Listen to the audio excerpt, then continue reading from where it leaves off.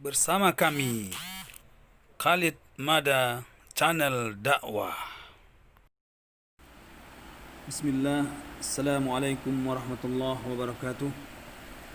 Alhamdulillahi rabbil alamin. Wassalatu wassalamu ala asrafil anbiya wal mursalin wa ala alihi wasahbihi ajma'in, amma ba'd. Ikhwani fillah rahimani rahimakumullah. Pemirsa YouTube yang dimuliakan Allah Subhanahu wa taala,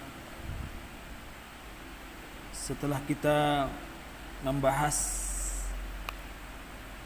pada video fikih sujud sahwi bagian ketiga tentang pengurangan, yang kita ketahui bahwa mengurangi rakaat itu baik mengurangi rukun ataupun mengurangi yang wajibnya. Dan kita sudah jelaskan kemarin tata cara untuk melakukan sujud sahwinya. Maka saudaraku dimuliakan Allah Subhanahu wa taala, sekarang kita masuk kepada penyebab sujud sahwi yang ketiga, yakni adanya keraguan-raguan atau syak. Saudaraku, syak di sini adalah ketidakyakinan di antara dua perkara manakah yang terjadi. Di dalam ibadah yang perlu kita perhatikan bahwa kita tidak boleh memperhatikan keraguan itu dalam tiga keadaan. Keadaan pertama waham, yaitu perasaan was-was semata. Jadi banyak orang sebenarnya dia hanya merasa memiliki rasa was-was semata dan tidak ada sedikit pun atau kenyataannya. Nah, ini waham namanya. Kemudian keraguan yang terlalu sering atau selalu hadir pada diri kita, sehingga tidak ada satu perbuatan yang kita lakukan kecuali diselimuti oleh keraguan. Nah, ini juga tidak boleh diperhatikan. Artinya kita dalam setiap perbuatan salat umpama selalu saja ragu, selalu saja memiliki keraguan-keraguan. Maka ini juga tidak boleh untuk diperhatikan. Kemudian keadaan ketiga, keraguan yang kita tidak perlu pedulikan, yaitu keraguan yang datang di saat kita telah selesai melakukan ibadah. Umpamanya kita sudah selesai sholat, maka datang ragu. Maka keraguan seperti ini tidak perlu diperdulikan selama tidak berkembang menjadi suatu keyakinan. Nah, jika keraguan itu menjadi suatu keyakinan, barulah kita mengambil tindakan sesuai dengan apa yang kita yakini tersebut.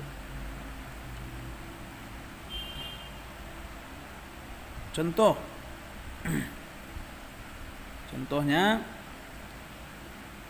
seorang salat zuhur, setelah selesai salat ia ragu-ragu apakah ia salat 3 rakaat atau 4 rakaat.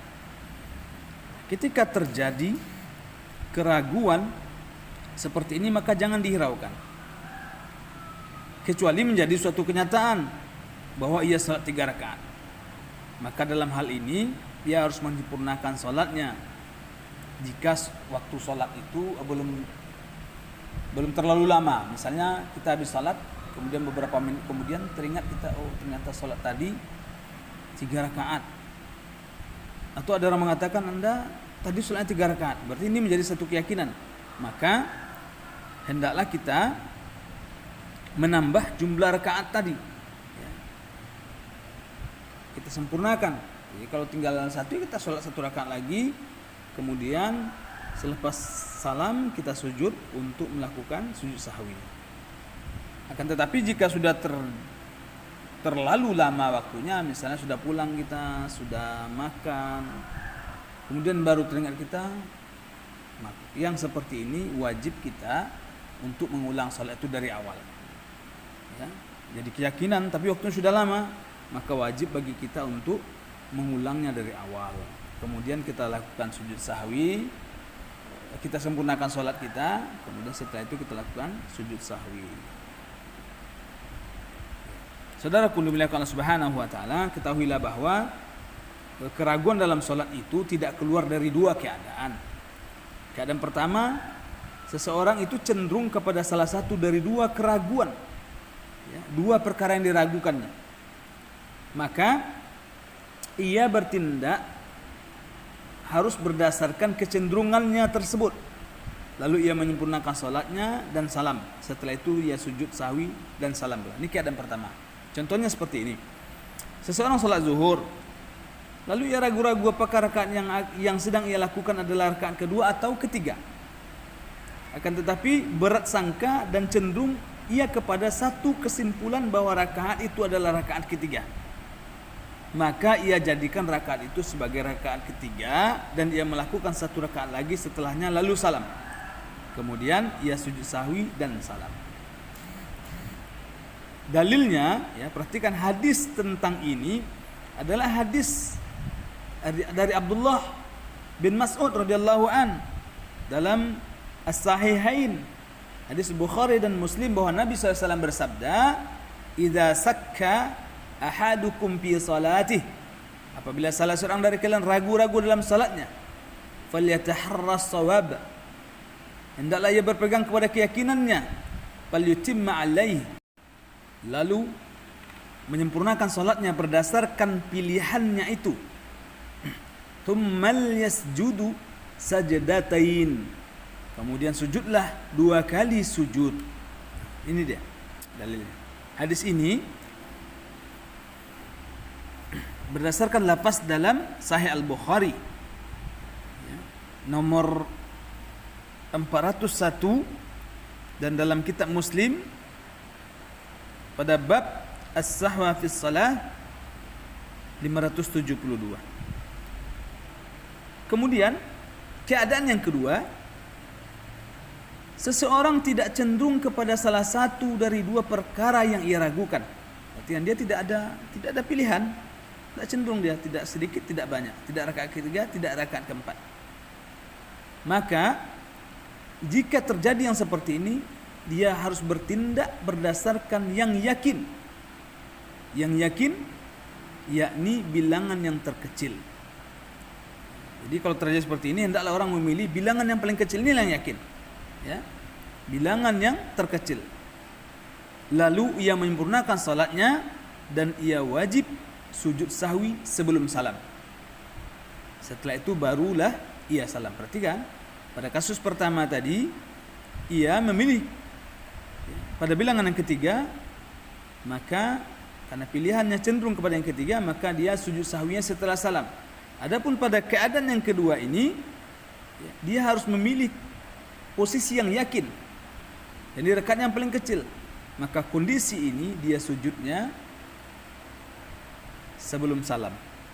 Setelah itu baru dia menutup salatnya dengan mengakhiri salat itu dengan salam pula. Nah, contohnya begini. Seorang salat asar, lalu ia ragu-ragu dalam jumlah rakaat. Apakah rakaat yang sedang ia lakukan itu rakaat yang kedua atau rakaat yang ketiga? Nah, sedangkan ia tidak cenderung kepada salah satu dari jumlah tersebut, apakah 2 atau 3. Maka dalam keadaan seperti ini, ambillah bilangan jumlah yang terkecil, yaitu 2. Lalu ia lakukan tasyahud awal, kemudian ia kerjakan 2 rakaat setelahnya, serta ia lakukan sujud sahwi, lalu ia salam. Dalilnya hadis riwayat Muslim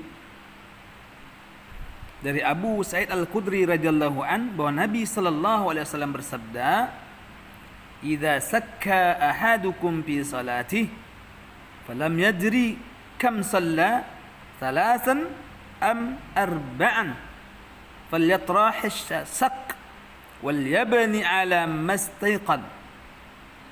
Jadi kata Nabi, jika salah seorang dari kalian ragu-ragu dalam salatnya sehingga ia tidak tahu telah berapa rakaat ia melakukan salat, apakah 3 rakaat atau 4 rakaat, maka hendaklah ia mencampakkan keraguannya lalu mengambil yang yakin. thumma yasjudu sajdatain qabla ay yusallim. Kemudian ia sujud 2 kali sebelum salam. Jadi ini yang mesti dilakukannya. Perhatikan penjelasan Nabi selanjutnya. Wa in kana shalla, ya. Fa in kana shalla khamsan safa'na lahu salatah. Maka jika ia melakukan salat itu 5 rakaat, maka sujud itu menggenapkan salatnya. Jadi kalau ternyata salat itu ternyata 5 rakaat, maka sujud yang dilakukannya tadi, yakni sujud sahwi tadi, ini adalah sebagai penyempurna menggenapkan salatnya itu. Wa in kana shalla itmaman li arba'in kanata targhiman lisyaitan. Nah, perhatikan. Nabi SAW mengatakan, dan apabila ternyata ia salat dengan sempurna, artinya dia sudah salat sempurna 4 rakaat dengan melakukan penyempurnaan tadi, maka kedua sujud itu menjadi suatu penghinaan bagi syaitan. Subhanallah. Begitu indah ajaran ini, begitu indah ajaran Islam ini. Maka tidak kita butuhkan tuntunan kecuali tuntunan Nabi sallallahu alaihi wasallam. Faedah dalam pembahasan ini, jika seseorang ragu-ragu dalam salatnya, lalu ia mengamalkan yang yakin, atau ia melakukan apa yang menjadi kecenderungannya, sebagaimana yang telah kita rincikan tadi, kemudian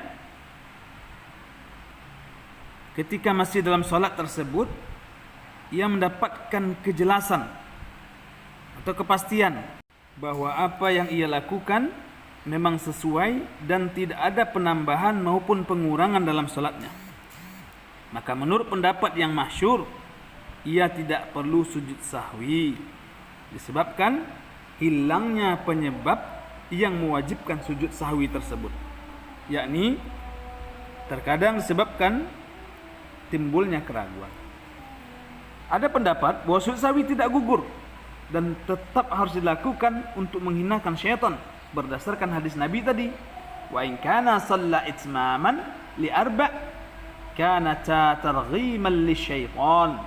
Dan apabila ternyata ia salat dengan sempurna 4 rakaat, maka kedua sujud itu menjadi suatu penghinaan bagi syaitan. Alasan lain adalah karena ia telah memperbuat suatu keraguan dalam sebagian salatnya, meskipun setelah itu keraguannya hilang. Pendapat inilah yang tetap mengharuskan sujud sahwi, yang merupakan pendapat yang kuat. Kita beri satu lagi contoh untuk kasus ini. Misalnya seseorang salat lalu ia ragu, apakah telah salat 2 atau 3 rakaat. Ia tidak memiliki kecenderungan kepada salah satu yang ia ragukan. Nah, tentu dia harus memilih yang yakin. Maka bilangan yang yakin adalah bilangan yang kedua, karena itu bilangan yang kecil. Dan ia menyempurnakan salatnya. Setelah itu, lalu ternyata baginya jelas bahwa memang rakaat itu adalah rakaat kedua. Maka dalam bab ini, dalam keadaan ini, ia dapat memilih antara tidak sujud sahwi sesuai dengan pendapat yang masyhur, jadi pendapat yang mengatakan kalau hilang keraguan maka hilang pula lah kewajiban sujud sahwinya, atau ia sujud sahwi sebelum salam, sebagaimana pendapat kedua yang telah dikuatkan oleh ulama kita yang masyhur dalam bab ini. Wallahu ta'ala alam bisawab. Semoga ada manfaatnya, dan insyaAllah pada pertemuan berikutnya kita akan menjelaskan tentang sujud sahwi para makmum, karena kadang-kadang makmum juga dia harus melakukan sujud sahwi selepas imam salam. Jadi kadang-kadang makmum ini yang masbuk, maka dalam keadaan tersebut terkadang makmum ini melakukan kesalahan pula, keraguan pula. Maka bagaimana kondisinya? Apakah dia juga wajib sujud sahwi atau tidak? Maka insyaAllah akan kita kupaskan perkara sujud sahwi ini dalam satu kali pertemuan insyaAllah. Wallahu ta'ala alam bisawab. Assalamualaikum warahmatullahi wabarakatuh.